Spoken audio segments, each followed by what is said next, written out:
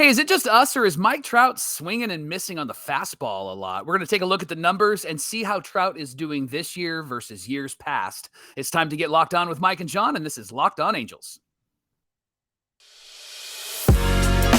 You are Locked On Angels, your daily Los Angeles Angels podcast. Part of the Locked On Podcast Network, your team every day.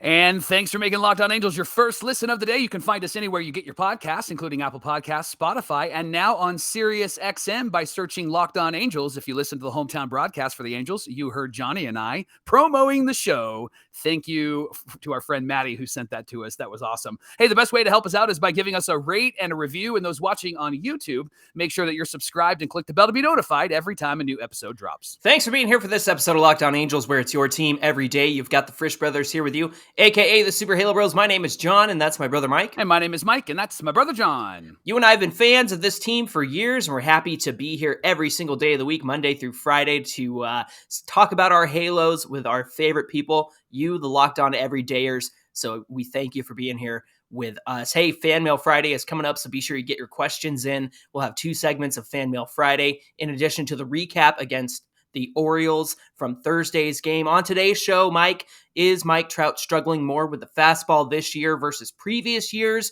Is that something that we need to worry about? And are the Halos managing his playing time well? We'll get into all of that. But first, let me say, welcome back. And 2, let me say 2 words. Sippy cup. I have one right here. My wife brought it to me. If you're on the YouTube side, you can see it. Don't put it too close to the laptop. Opens, thanks for all the thoughts and prayers. Man, I was so mad at myself. It was absolutely ridiculous that I spilled, and it was a total accident. I had it right next to my laptop, and it was just a little bit of water in there, and it spilled everywhere. I thought you said iced tea. It was a mixture, John. You know us Frishes. We like to mix our water and iced tea. Yeah, I don't know. It's the Papa Halo brother in us.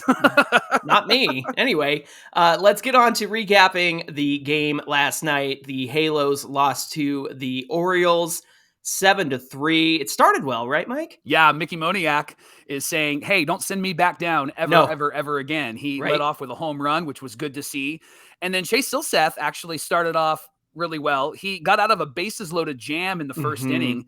And so we were off to a great start, 1-0, but Silseth really struggled, and he got into the 4th inning, and he left the game after 3 1/3. He gave up 6 hits, 4 runs. He struck out 5. Johnny, it's a bummer that Silseth is in the starting rotation. I like him. I like him in the starting rotation. I like him better in the bullpen. I like him better in the 7th and 8th innings. And the reason why I like him there is because this team needs some length in the bullpen, and they need people like Silseth, and they need people like, I think, Sam Bachman to come up. I think these 1-inning guys are not guys that we need on our team. I think we need 2-inning guys in our bullpen from now on if our starting rotation cannot actually make it out of the 4th, even into the 5th inning. And we saw that last night with Chase. He made it into the 4th, but couldn't get out because he either got tired or he was really, really struggling. Who knows what was happening with him? But I think they said he was stretched out. Yeah. But I think that what he ran into is what he's ran into last year. And he ran into the 4th inning. And it's just an inning too long for him. Yeah, 80 pitches through 3 1/3 is not going to get you very deep into games at all. And then Tucker Davidson and Andrew Wantz, they couldn't keep the game close. Mike, I mentioned on our post-game video that the Angels had a cursed Halo inning, as they tend to do. And this one came when Tucker Davidson, right after he struck out the side the previous inning, he comes back in, he throws a curveball to Adam Frazier that hits him, so that puts him on first.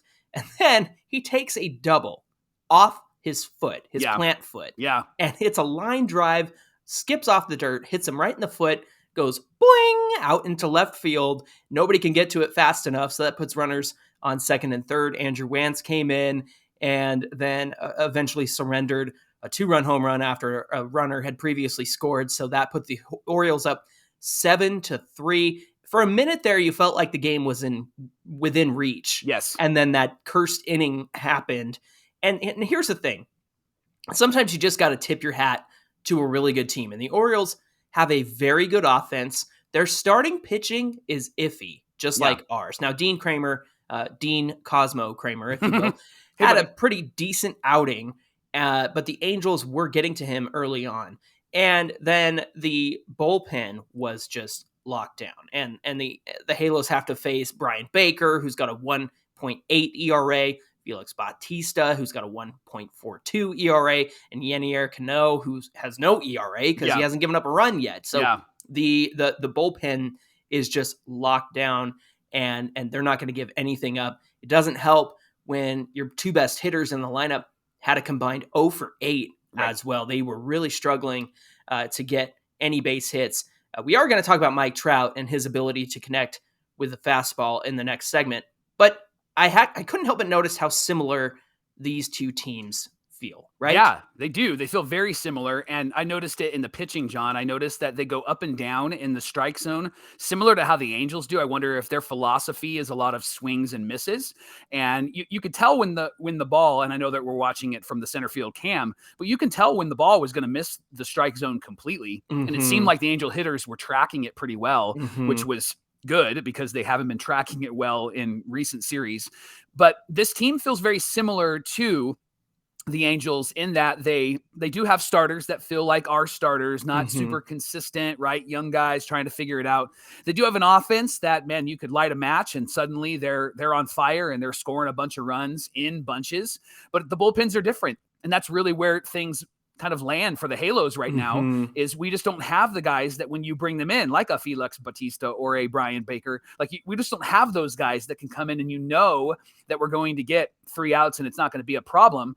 The reality is that the only two guys that we actually have that do that are Estevez and Matt Moore, and those two guys can't pitch every single game. It'd be great if they could, which is again why having Chase Silseth out of the bullpen and in the starting rotation really hurts this team more than it helps this team. Right. And you and I spoke about Silseth being in the bullpen a few weeks ago and how the Milwaukee Brewers took a similar approach with like Woodruff and Burns, how they had them in some high leverage innings before they converted them to starters. And in a way, we'd like to see that with Chase Silseth and Sam Bachman. Now, the Angels don't necessarily need a 6th starter all that often. Right. I think even in the coming weeks here, at the same time, it does put you in a bit of a pickle because Jose Suarez is out, who hasn't been very good anyway and needs some time to figure things out. It just is so shaky right now after Patrick Sandoval, Mike. Of course, you got Ohtani, then you got Sandy. Reed Detmers has not lived up to what we know he can be. It seems like his approach has changed a bit in the last few starts in terms of not necessarily getting a lot of length, but focusing on the swings and misses, right? And so there's just some question marks after that. Griffin Canning's been suitable. I think that he is being exactly what the Angels need him to be. You know, he's going to go 5-6 innings and try to keep it around 3 runs or less. I only think it can get better. I think that these guys just have to shake it out and get out the nonsense and really they'll improve. I'm confident that the starters will improve. Yeah. The good news is that we are still 1 game over 500, 21-20. Johnny, if we go 8-6, we get to 15 wins in the month of May. So we're at 7-7 right now. We just got to go 8-6, which is very, very doable against the teams that we're going to play. And I think that we're giving Baltimore a good run, and we got game 1, they got game 2. So it'd be great to get today's game. Yeah. But the reality is that they're not going to have to completely go on this long winning streak to get to 15 wins. Yeah. And again, to remind you, 15 wins every month gets you to 90 wins, which I think puts the Angels right in the fight for that 3rd wild card spot. Absolutely. And the other thing we have to consider is how great the win was on Monday night. They showed that they were a very capable team, and they were, again, hitting the ball in the strike zone. They weren't going in after nonsense outside the zone. Yeah. And so it's just one of those games. You had a cursed inning. It got out of hand. Let's move on and turn the page, as Soch would say. Yes. Yes. Hey, the Angels do play the Orioles at 3:35 Pacific time. Griffin Canning is on the mound in this one. You can catch every pitch of the Angels' hometown broadcast with SiriusXM on the SXM app. All you have to do is search Angels. And coming up on Locked On Angels, is Trouty struggling with the fastball more this year than in previous years? Well, we'll take a look at the numbers, and then we'll tell you why we're not concerned. We'll talk about that coming right up. Locked On Angels is brought to you by So Rare. This is a revolutionary fantasy baseball game and marketplace, and it transforms fans into owners with officially licensed digital cards featuring players from all across 30 MLB teams. Unlike other fantasy platforms, baseball platforms, So Rare managers are truly owning this experience. Their fantasy experience is a lot of fun. They're collecting, buying, selling, and competing with player cards against global opponents to win really awesome rewards. Win or lose, you own your cards. There's no cost to play. Plus, the more you win, the more you advance, collecting increasingly powerful cards and accessing next-level competitions and rewards. So head to sorare.com/lockedon today. That's spelled SORARE.com. You can draft your team of free player cards, set your lineup, and you can start competing to win really great rewards today. Again, that's sorare.com/lockedon, and you can get started today. We want to thank you for making Locked On Angels your first listen of the day. Locked On Everydayers. Don't forget that the Angels play the Baltimore Orioles, or the Baltimore Orioles, just trying to save time, 3:35 Pacific time today. You can catch every pitch of the Angels hometown broadcast with SiriusXM on the SXM app. All you got to do is search Angels. Let's talk about Mike Trout for a moment, Johnny, because it seems that Trouty's struggling with the fastball at the moment. Lots of swinging and missing, being late on the fastball, being behind on his timing. But here's where we can take comfort. We can take comfort in the fact that every single MLB player, including Trout, is known to make adjustments and fix the issues that they have been facing. So let me give you an example. Let's go back to 2015, 2016. Trout really struggled with pitches up and in on him in the zone. Yes, I remember that. And remember that? And it was frustrating. It was like, man, just throw the ball there every time if you're the opposing pitcher. I even think like 2014, because that was the highest amount of strikeouts he ever had. Of course, it's the MVP season, right? Right.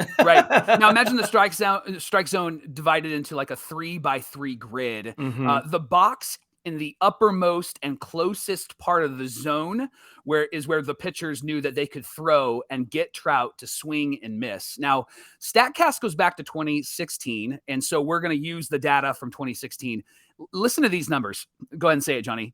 Buckle up, nerds. Oh, buckle up, nerds. I almost missed my cue. Yeah, if you imagine that 3x3 grid and that square that's up and in on Trout's hands, in 2016, he had a 40% whiff rate on pitches in that spot. So 40% of the time, anytime he had a pitch there, he was swinging and missing on it. Then in 2017, a 24% whiff rate.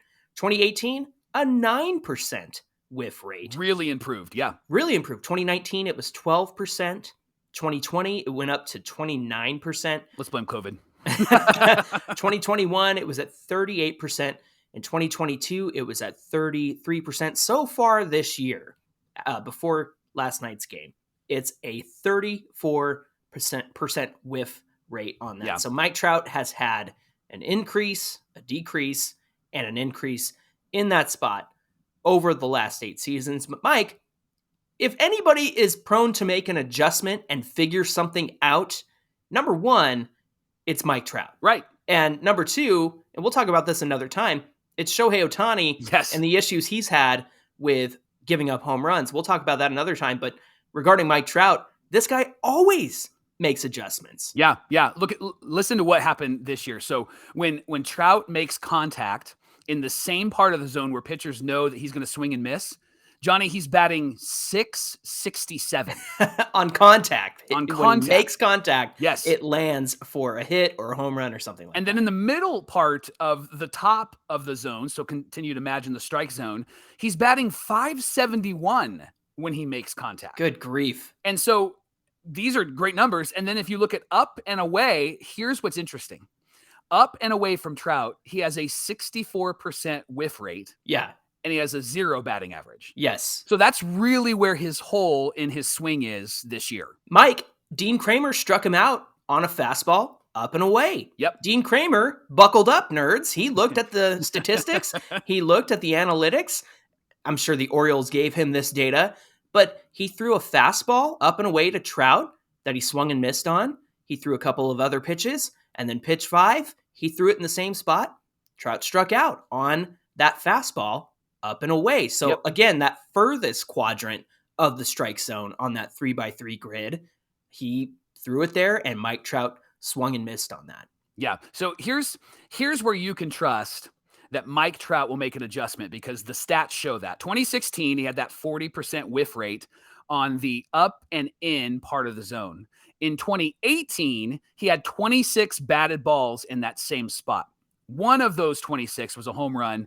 8 were singles. So, Johnny, truthfully, if we're worried that Mike Trout can't catch up to the fastball, we can trust that Trout is learning, processing, and adjusting. Yes. And in fact, he may have already done that, right? Yeah, absolutely. Because here's the thing. Mike Trout may have fouled off these fastballs, but the key there is that he made contact. He's not whiffing on these fastballs. Monday night, Grayson Rodriguez threw him a 97-mile-an-hour fastball up and in. Trout lined out, so it was an out, but he wasn't swinging and missing. That means his timing was just a little bit ahead of that because he lined out, right? Rodriguez threw him a 98-mile-an-hour fastball in the lower part of the zone. Trout caught up with that one and singled. He also fouled off 2 fastballs in the same at-bat at the top of the zone, both 98 miles per hour. Again, making contact. Yes, they're foul balls, but it shows that he's not behind on the fastball. Logan Gillespie threw Trout a 95-mile-an-hour fastball up and in on the hands, out of the zone, Mike. It wasn't even in the strike zone. He made contact and flew out. Trout did single on a 96-mile-an-hour fastball down the middle against Brian Baker.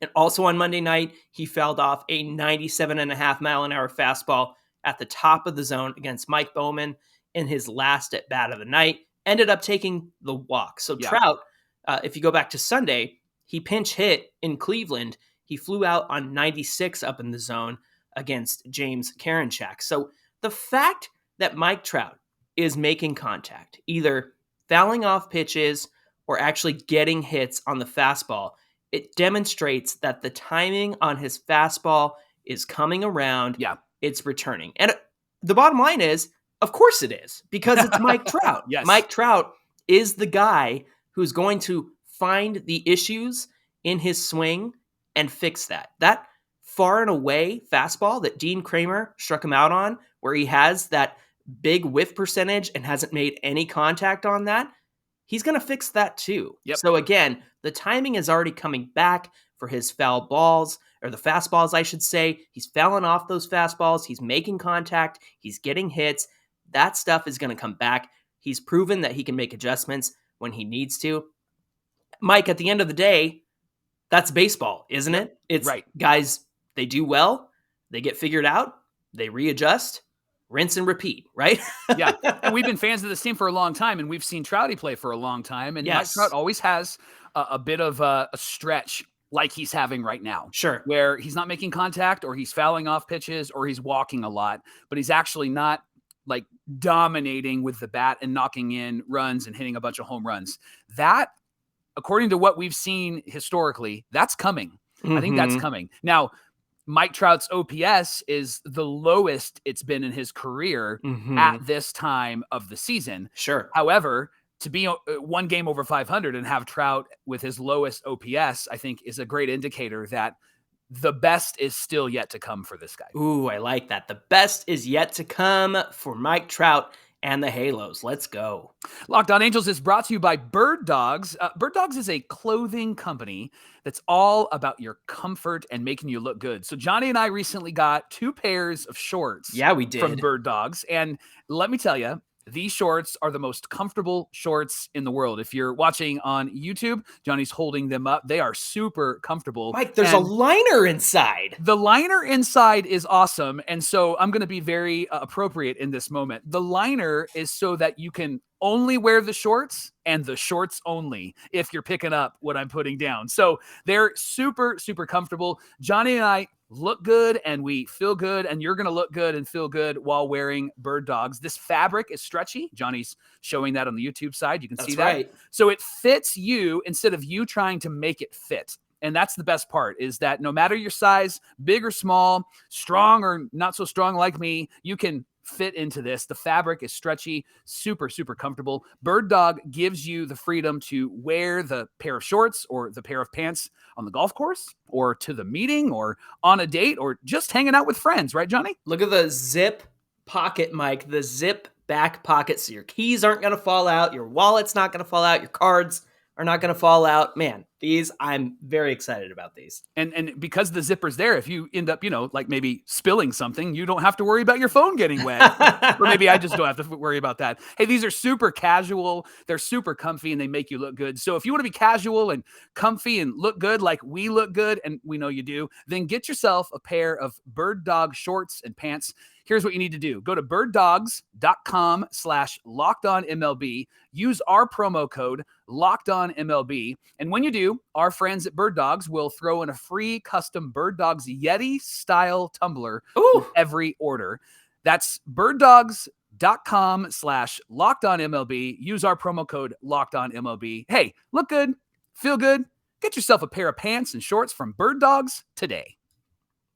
Mike, we're talking about Mike Trout and his ability to readjust and adjust to the pitches that pitchers are getting him out on, right? Yep. Now, the other concern that we have is his playing time. Now, they really want to take care of Mike Trout, considering he had the calf strain issue in 2021 that kept him out for the entirety of the season, basically. Everything that happened after Trout was down doesn't exist in my mind. Now, second, he had the back issue last season, the debilitating, career-threatening, season-ending, retiring back issue. Remember him retiring? I remember him retiring. I remember that. It was an emotional moment. Yeah. He said he considers himself the luckiest man on the face of the planet, right? No, that didn't happen either because he just needed a little stretch and adjustment, right? Chiropractic adjustment. However, it's still necessary for the Halos to make sure they get the best and the most out of Mike Trout, right? Yeah, and Trouty has then talked with Phil Nevin, and they've come to this idea of here's how we're going to use you this year, and we're going to give you some strategic days off. Trouty said he used to fight having days off. He said, I used to fight it big time. I still do. Manager Phil Nevin says, I have a day off and I have to listen to him. I used to give him some crap, but he's strong with reasoning and I trust him. And so instead of being ticked off all day that I'm not in the lineup, I take the day and I move on to the next. And as you mentioned, John, we're aware of his injuries, and they're wanting to schedule these days off. And when Trout said he came to grips to that, he said, I understand it's a long season and I'd rather take a day now than to be out later. If I didn't have the injuries in the past, then it would be a different story, but freak things happen and you got to do your best to prevent them because you want to be in there for the long run. So Johnny, Trout has been out for 3 of the Angels' first 42 games. That's not counting last night's game. Nevin said the plan all along for him was to be miss 1 of every 10 games. So they're going to maintain this pace all the way through the season. And if they do, he's going to play around 146 games, which would be the most since 2016. And I think that that's brilliant because down the stretch, I think it gives Trout an opportunity to be fully rested and fully ready for August and for September. And then Nevin actually said, John, that there are a few things that he looks for when he's determining if Trout needs a day off. Why don't you share that first one? Yeah, he said long flights across the country and playing in the game that particular night is a major factor. The reason for this, Mike, is that in 2021, the Angels played in Boston on May 16th.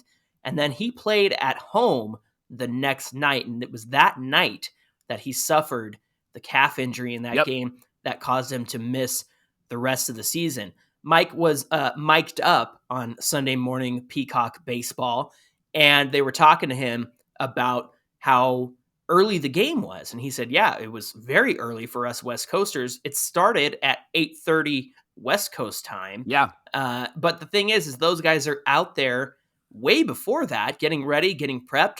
So for their bodies, it's like 5, 6 in the morning before they have to play this game. So I think it's really wise of them to consider travel, consider the timing of games when they think about Mike Trout's playing time. Yeah, so because that's the rhythm, the Angels' upcoming road trip ends in Baltimore on the 18th. They do have a home game the following day. So that, it's according to the schedule, that would probably be a day where Mike Trout doesn't play the first game of that homestand. Now they could pivot if they needed to. Johnny, I didn't know this until we put this together. Major League rules mandate that a team has a day off anytime it flies from the Pacific time zone to the Eastern time zone, but not in the other direction. And so this is why Nevin looks to give Trout days off after long flights. Another reason why he's giving Mike Trout a day off is he says he uses the eye test to determine if Trout doesn't look right. He says, sometimes I can see that Trout is not Trout. And he says, I give him a day off. And this goes with any other player like Rendon or Renfroe, who was off last night.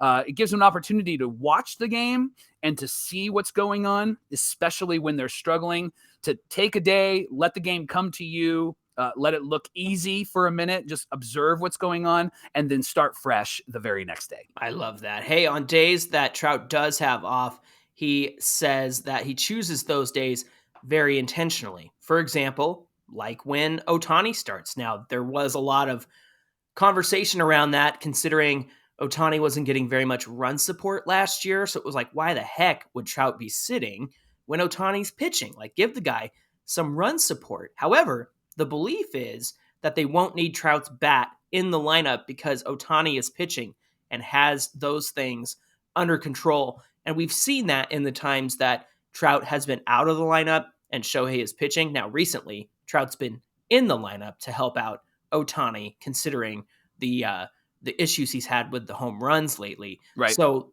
it's good to see that they have adjusted and recognize, oh, you know what? Let's give Ohtani another nice bat in the lineup to help him out with this start. I think that's really important. Mike, what do you think about all this? Do you like this approach? Do you think it's too much, too little? What do you say? When you and I talked in the offseason about Mike Trout, one of the things that we said was we'd love to see him play 135 to 145 games. And the way that they're using him right now, he'll be at around 146. And so I like that. I don't think he has to play every single day. I think the time that we're going to need him to play is in June, when the team usually either fires up or falls apart, and we don't want them to fall apart, right? Right.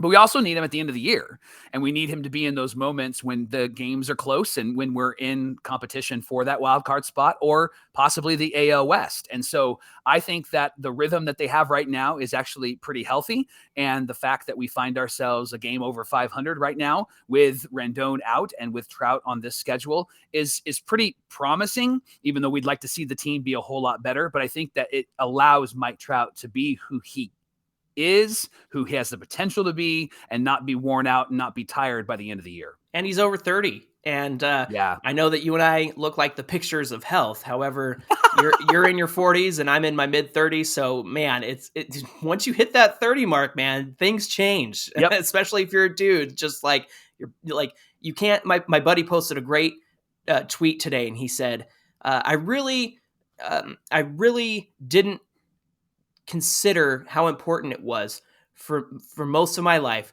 to stand up without making a noise, a groaning noise. I really didn't consider how important that was. I took that for granted, is what he said. And I tweeted, or I liked that tweet instantly, because I think we can all agree with that. So it's really great to see that they're taking care of Trout, learning how to manage his time, making sure that he's going to be strong for the dog days of summer and beyond that, when they're in the hunt for a wild card spot. Thanks for making Locked On Angels your first listen today. Remember, the Angels play the O's today at 3:35 Pacific time. Griffin Canning's on the mound, and we're looking for a win. So let's catch every pitch of the Angels hometown broadcast with SiriusXM on the SXM app. Just search Angels. Hey, we'd love to know what you guys think, and you can tell us all about it at Locked On Angels on Twitter and at Super Halo Bros on Twitter and Instagram. And if you're watching on YouTube, comment below. It really helps out the channel, and we love responding to your comments. Mike, what do we have on deck for tomorrow's show? I don't know if you caught Phil Nevin's interview on the TV side when he was talking about some of the Double-A players. He actually actually did. Pivoted and shared about how frustrated he personally is with the baseballs in Double-A. So That's right. There's a lot of controversy about these baseballs being used in Double-A. So we're going to tell you what's going on, how it's affecting players and why Halo's management is really, really, really, really, really, really mad. That's not enough reallys. Yeah. All right, friends. Thanks for being here with us. And we appreciate you tuning in and getting locked on with Mike and John. Until next time, my name is John, and that's my brother Mike. And my name is Mike with a brand new computer, and that's my brother John. Yeah, keep those drinks and beverages away from your hands up, hands away. All right, friends. We'll see you back here for more Locked On Angels tomorrow.